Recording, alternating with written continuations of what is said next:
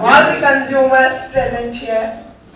Hearty welcome to our 4th program in the Smart Consumer Series and 32nd program, otherwise in a series which we started on 5th December 2011.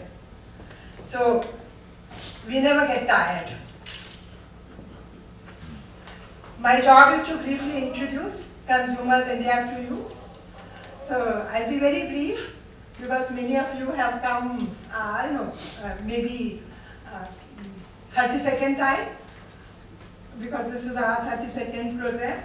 So I'll try not to describe too many things.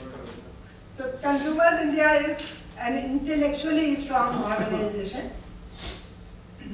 We like to share our knowledge, we like to create knowledge, and we request you also to share your knowledge. Because the more you share, the richer you get. It gives you pleasure, and I am sure it does something good to the society.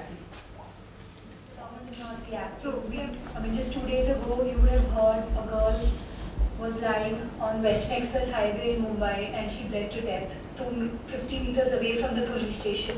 Why did anybody stop? This is peak traffic time, 6:30 p.m. in the evening, and nobody came to her help.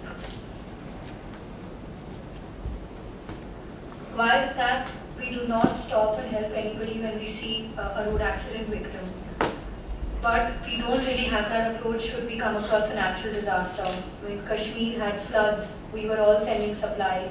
I know many of us who went and even helped around in person with rehabilitation. If it's a terrorist attack, India is probably the only country people see running towards the blast site to rescue victims. If it's a building collapse, we all help. Why is it that in cases of acts of violence or a road accident, we hesitate?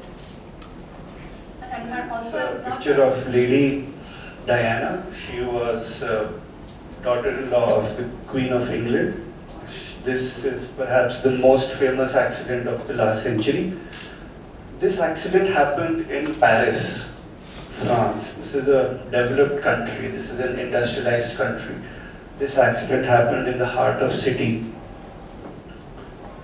And after the accident happened, according to the Wikipedia report, the accident happened at about 0:20 hours in the morning, and she entered the hospital at 2:05. That was about 1 hour 45 minutes to reach the hospital. That's Paris, France. Good evening and welcome to this very scintillating and thought-provoking discussions we have had. Now, when I received this invitation, why hesitate being a good Samaritan? I was slightly curious what exactly this good Samaritan means. And I did some research, and then Samaritan itself comes from the biblical times. And that itself says that you help the person in need. Adding good to that, I think, means a little more to that. And in 1963, Martin Luther King Jr., he mentioned about this term, and he said that originally in the biblical time, the question put was, to judge whether he is a Samaritan or not, was, if I help him, the person in need, if I help him, what will happen to me? That was the question. And Martin Luther King said that no, there should be a slight modification.